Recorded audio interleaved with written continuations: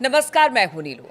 तो क्या परमाणु डील को लेकर ईरान की एक बड़ी जीत हुई है? हम ऐसा इसलिए कह रहे हैं कि ईरान की ये जीत इसलिए क्योंकि बातचीत के लिए अमेरिका तैयार हो गया है। बताया जा रहा है कि नेतन्याहू और ट्रंप की मुलाकात के बाद ट्रंप ने एक बयान दिया है। उन्होंने कहा है कि बहुत जल्द ईरान के साथ परमाणु समझौते को लेकर हम बातचीत करने वाले हैं। ये बातचीत कैसे होगी, कब होगी, बातचीत करने के लिए मयंक मेरे साथ जुड़ गए हैं। मयंक, ये बड़ी बात है, नेतन्याहू और ट्रंप की मुलाकात हुई और जिस परमाणु डील पर समझौते की बात हो रही थी, अब अमेरिका की तरफ से कह दिया गया है कि बहुत जल्द हम ये बातचीत करेंगे। कहां पर होगी ये बातचीत और क्या जिस मध्यस्थता की बात ईरान लगातार करता रहा है, तो क्या अब बीच में भी कोई होगा अमेरिका और ईरान के मध्यस्थता करने के लिए? देखिए ये कई 3-4 मुद्दे हैं जो आपने उठाए। उसमें एक बात तो साफ है जिसकी इंटरनेशनल मीडिया में चर्चा है इस ट्रंप के ऐलान के बाद कि बात नंबर एक, ईरान की ताकत अब पूरी दुनिया देख रही है।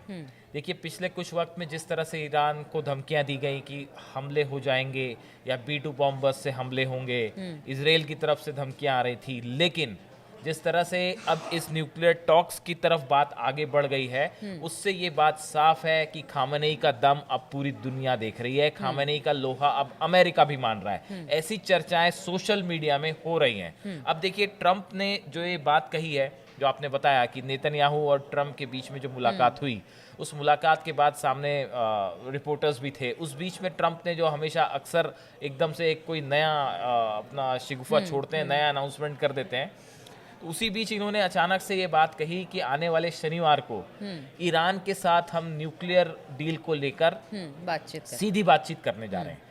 डायरेक्ट टॉक, उन्होंने जिस वर्ड का इस्तेमाल किया वो था डायरेक्ट टॉक्स, है ना। ट्रंप ने जो बात एग्जैक्टली कही वो कि US and Iran will hold direct talks over a possible nuclear deal on Saturday.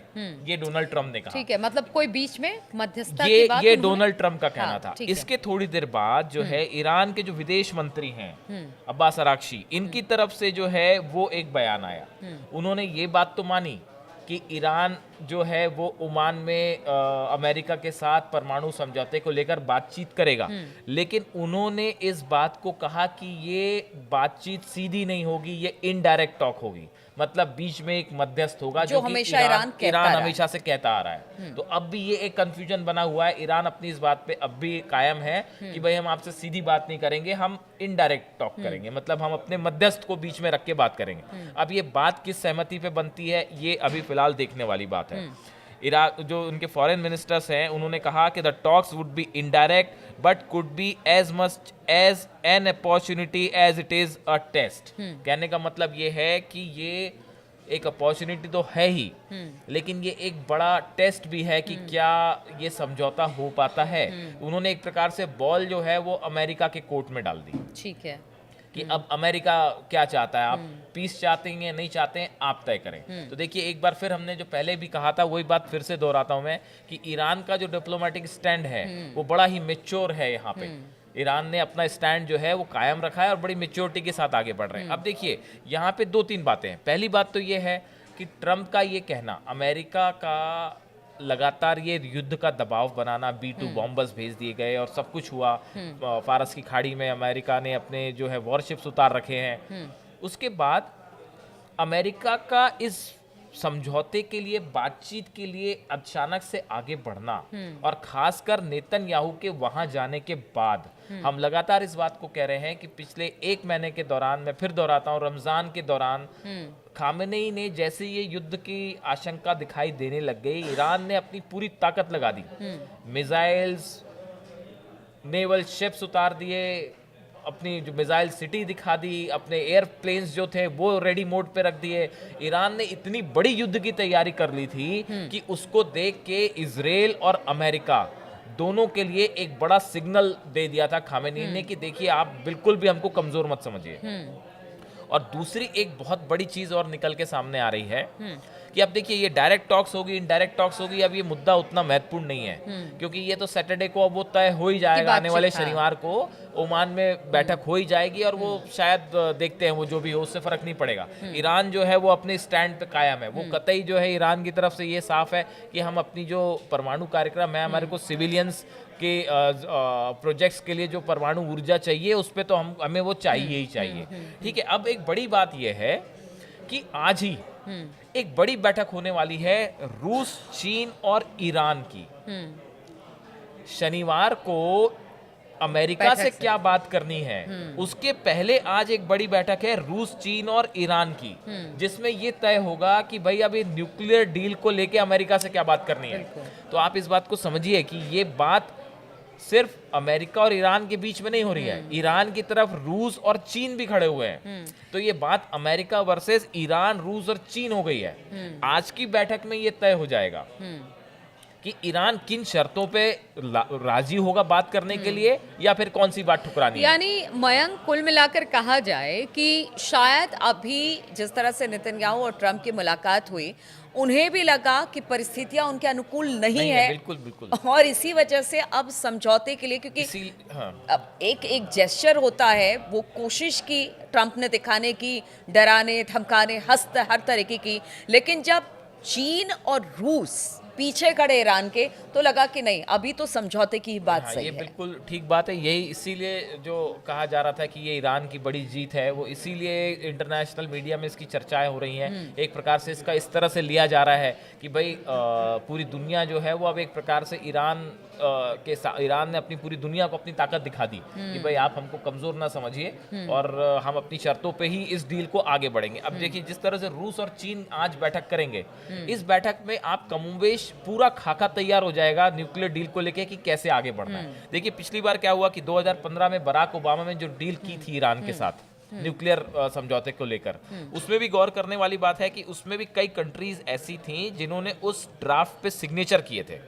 उसमें चाइना भी था, उसमें फ्रांस भी था, उसमें जर्मनी भी था, उसमें रशिया भी था और यूके भी था। मतलब चीन और रूस उस एग्रीमेंट में भी थे। उसके बाद 2018 में जो है वो ट्रंप जब सत्ता में थे तो उन्होंने जो है वो इस डील से अमेरिका बाहर हो गया। उसके बाद जो है, इसीलिए ईरान बार बार ये कह रहा है, खामेनी ये कह रहे थे, जो खामेनी ने अपना बयान जारी किया था कि भाई हम आप पे विश्वास कैसे करें, आपने डील करी, जब आपका मन किया आप बाहर हो गए। तो इसीलिए ईरान जो है इस पूरे मामले में बड़ा सधा हुआ कदम उठा रहा है। जहां पे ईरान को जरूरत पड़ी अपनी फोर्सेस दिखाने की, उन्होंने पूरी फोर्स दिखा दी, अपनी एयरफोर्स भी दिखा दी, अपने वॉरशिप्स 3000 वॉरशिप्स जो है ओमान की खाड़ी में उतरे, वो पूरी दुनिया ने देखा। लेकिन पिछले रिकॉर्ड्स को देखकर क्या लगता है, क्या जो ये बैठक होगी जो शनिवार को ईरान और अमेरिका के बीच में होने वाली है, उसका कोई निष्कर्ष निकलता दिखाई देता? क्योंकि पिछली उसका निष्कर्ष निकले या ना निकले, निष्कर्ष निकालना ही और पड़ेगा। क्या ईरान पे मानेगा अपने इस समय ईरान पे हमला करना, उससे बड़ी गलती और कोई नहीं हो सकती पूरी दुनिया के लिए। आप देखिए पूरे शेयर मार्केट्स वर्ल्ड के क्रैश हो रखे हैं, बिल्कुल पूरी दुनिया की अर्थव्यवस्था एक मंदी की तरफ बढ़ रही है। ऐसे में अगर ईरान पे हमला हो जाता है तो हाहाकार मच जाएगा। और रूस और चीन साथ खड़े हैं। आप ये मत समझिए कि ये कोई गाजा नहीं है कि वहां पे आपने जो है गाजा में जाके, ट्रंप से तो सबकी नाराजगी चीन कि आपने गाजा में आपने अपने वॉर प्लेन भेज दिए गाजा में या लेबनान में, और वो प्लेन जाके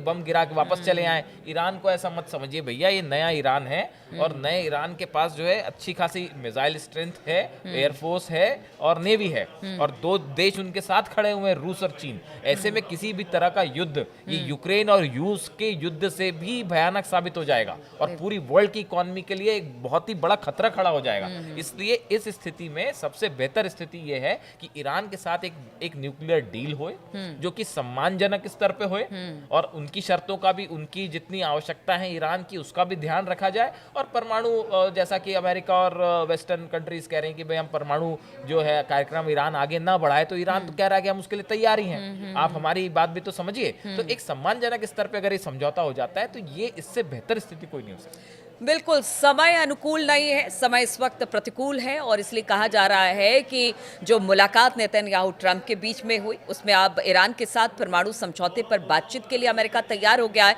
लेकिन अब चीन, रूस और ईरान इस समझौते से पहले बातचीत कर रहे हैं, बैठक करेंगे और इस बैठक के क्या परिणाम होंगे, क्या ट्रंप और जो ईरान है उनके बीच में कोई समझौता होगा या फिर इसी तरह से ये बातचीत आगे बढ़ते बढ़ते एक बार फिर से युद्ध जैसे हालात हमने देखा कि अक्सर इस तरह से बन जाते हैं, कि इसी तरह के हालात फिर आगे बनेंगे। इस पर लगातार हमारी नज़र बनी रहेगी। आप बने रहिए हमारे साथ।